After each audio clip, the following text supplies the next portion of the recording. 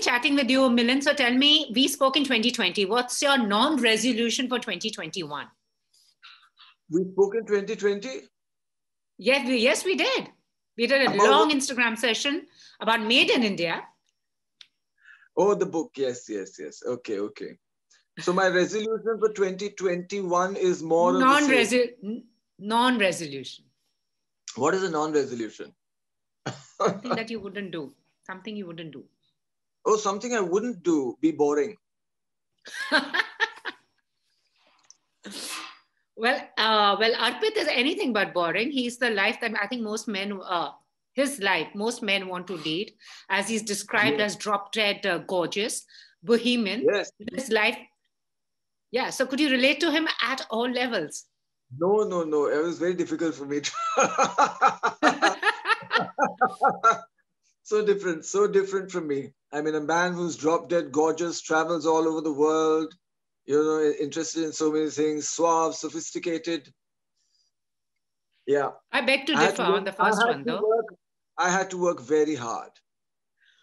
Oh, well, I can see that, pun not intended. I mean, I'm sure didn't have to work hard at all. But it's like everybody's promoting it as never seen before role. I mean, come to think of it, you actually haven't done full-blown comedy as such. I have, but not very much. I've done one film, which was called Bheja Fry. It was a full-blown comedy. It was really funny, very well received. I remember that. Yeah. And people told me I was very funny in it, though I didn't think so. But it did very, very, very, very well. A lot of people remember that film. And also it had Ranveer Shorey in it. So it's the second time that we're working together. In fact, it's the third time we're working together. Because the first time I did a series, my first TV serial, A Mouthful of Sky. Of course, I remember that. I'm that generation. Yeah, of course. The English series. No, it doesn't show. It doesn't show at all. Well, the English series. And he was working in the post-production department. Wow. So I think this probably before he started acting. That just shows you how old I am. Because Don't worry, I'm not too far away. I totally, come on. Yeah, just try to I would say, yeah, and you're succeeding in that. But let me tell everyone, I belong to the generation that sang along to Made in India, the song. Also, very well know about the Pythonatu and all what that happened around with it, So I belong to that generation. I'm sure many of them don't know. You had to post a Captain Boyum post and everybody got very nostalgic about it. Yeah, they did. That was sweet. That was a little bit later. That was 1997, I think. And of course, Tough Shoes ad and Made in India were the same year in 1995. That was the year I stopped modeling and started acting well on television. So yeah, amazing days. Totally agree with that. And also just before Metro Park, also you gave us Parashpur and you looked, I mean, what was your wife's reaction when she saw you dressed in all that gold and finery? Oh, she loved it. She said, oh, it's fantastic. And it's really, it is quite amazing because when I posted a picture first, maybe about a month before the release or 2 months before the release, it was a very tight picture of just my nose and my eyes, and there was a nose pin and there was it was kajal and my face was covered with gulal. And everybody was like on my page was, no, what is this? We want to see the masculine Milind Soman, the male, this, because I mean, I don't know, a lot of people had that image, and I was like, okay, so are they going to accept it or not? I don't know. But then when they made, so what Parashpur, the producers did is they made a special trailer for each character. So when people saw the character trailer, they really liked it. And my wife loved it. And everybody, I think every single person, the response I got was, wow, this is fantastic. You're amazing. And it's wonderful to hear things like that, especially when you're experimenting and you're absolutely not sure about how people are going to respond.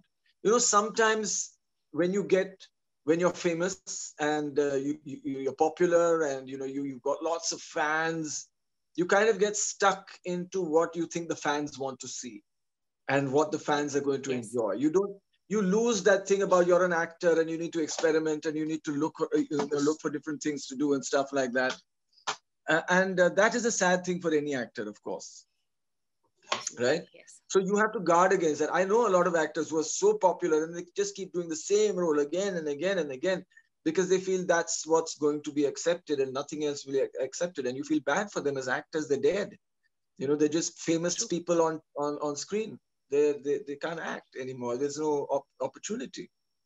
True. So yeah, so it is scary sometimes when you take a role like that, which is so different from what people expect from you. Like people really expect me to be this good-looking, suave, sophisticated, blah blah. Absolutely. Uh, Which Arpit yeah, is. yeah, They basically yeah, want you to be absolutely. Arpit all the time.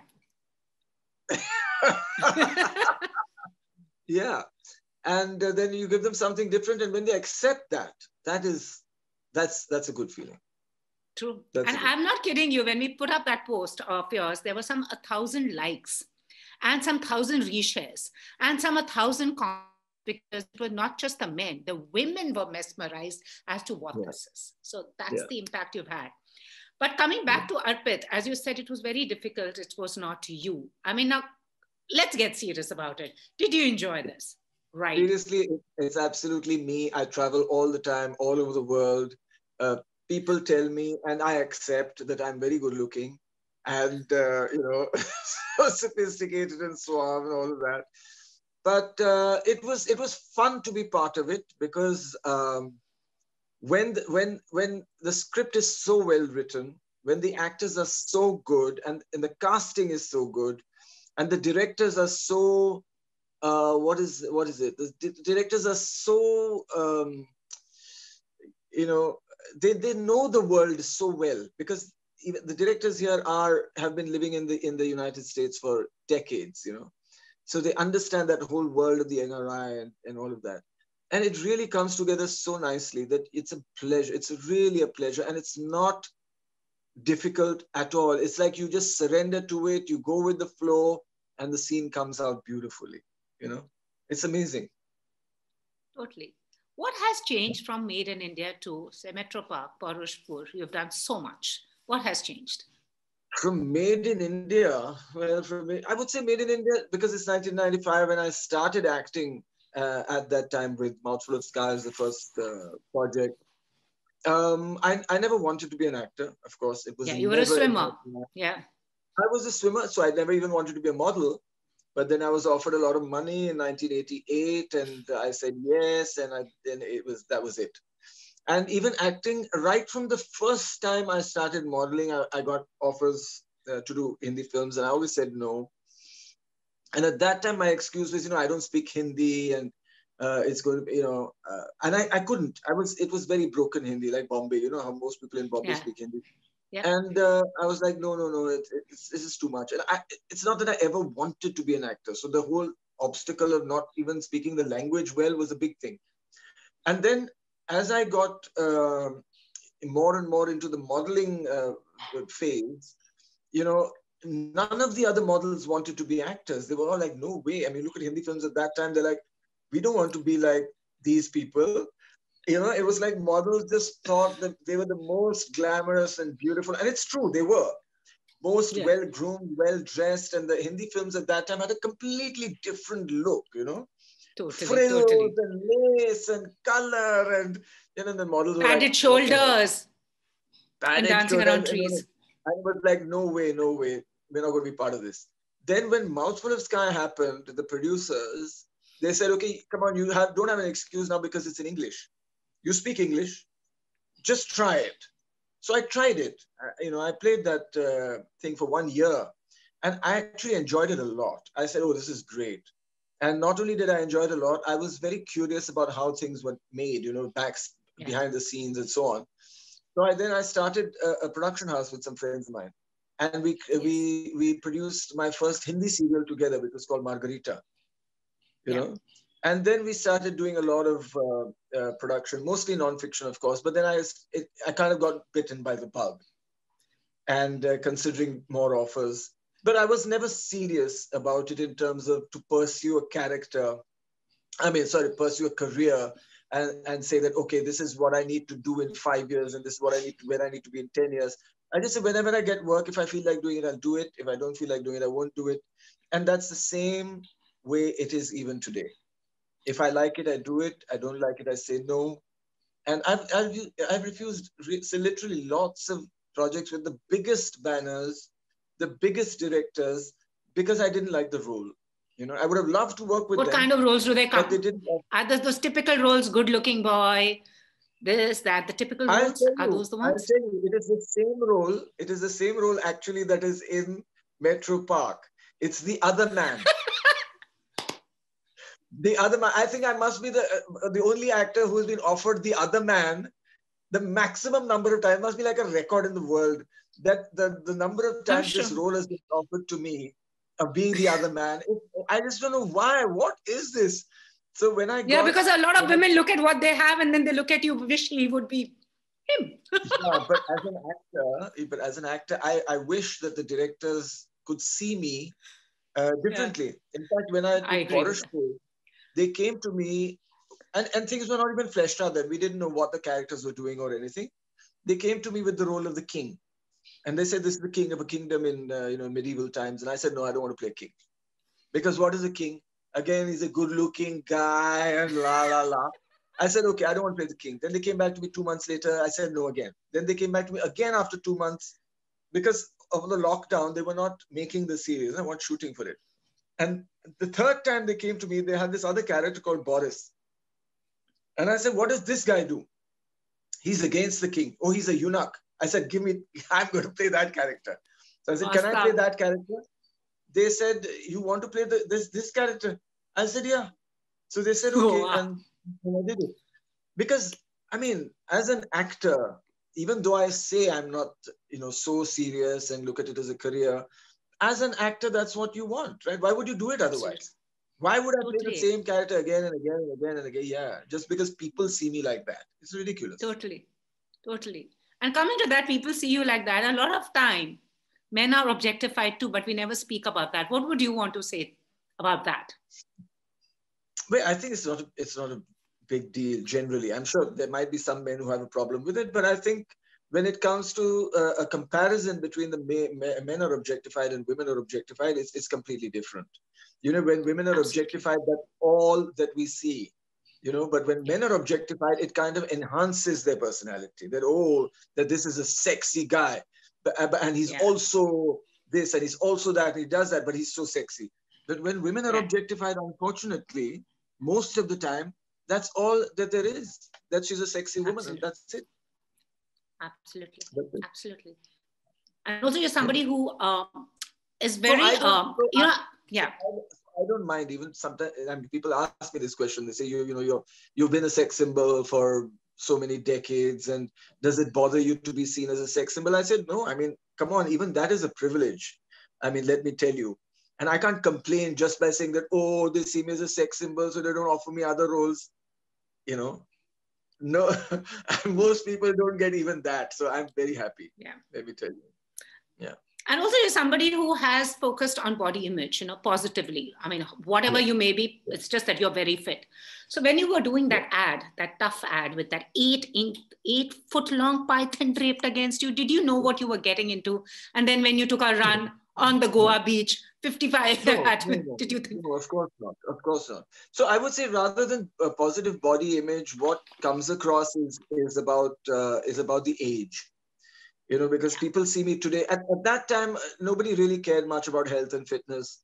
That awareness has grown only in the last 5 or 10 years or so. And now because of the pandemic, it's become a huge topic. Even mental health, physical health, mental fitness. I mean, all of it. So when we did the Tough Shoes ad, I had already done nude modeling before that. I had been photographed naked. It had been published in newspapers. There was never an issue. But when the ad came out, of course, once somebody files an FIR and there's a case, then things are different. It needs to be argued and whatever. But of course, everybody was acquitted 14 years later. So that was not an issue. The birthday picture, I seriously didn't give any thought. I said, in fact, 6 months ago, I put up the picture of Tough Shoes on my Instagram. And I said, if an ad like this were to be released today, what would happen? And 99% of the people said, nothing. I mean, so much more we've seen. And There's just nothing True. compared to what there is on the internet today, and nobody will Absolutely. react at all. So I said, okay. Yeah. And on my birthday, I put up a picture, and I thought, yeah, it's a nice picture. People will say, oh, and I want a sweet picture. I didn't expect it to get so much attention at all, you know. True. And another thing that strikes me about you is the strong women that you're surrounded by, your mom and your wife. What is it like at home with these two strong female, feminine energies around you? Well, I like to surround myself with strong people.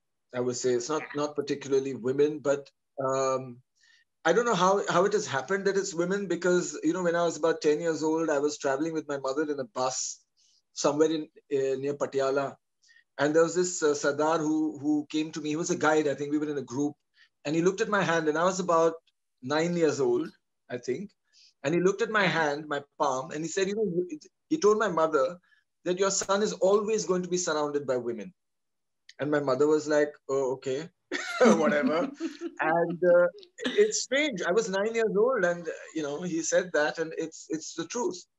And even if you see the event Pinkathon, you know, which I started in 2012. For breast cancer, and it really is a platform for women to find their inner strengths. We know we've all got it, but to find it is important for everybody. To find the strength that they have is important. And Pinkathon is a platform which gives women the opportunity to find it through something simple like running, you know. So I've met amazing women even through this initiative. I mean, women who at the age of 70 are now running 100 kilometers. I mean, just discovering who they are, you know, a new side to themselves, a new strength, a new capability at the age of 70 and 65 and 75. It's amazing to see people just discovering their life again at an age where most people feel like it's all over. It's all over, yeah. True. Yeah. I agree with you.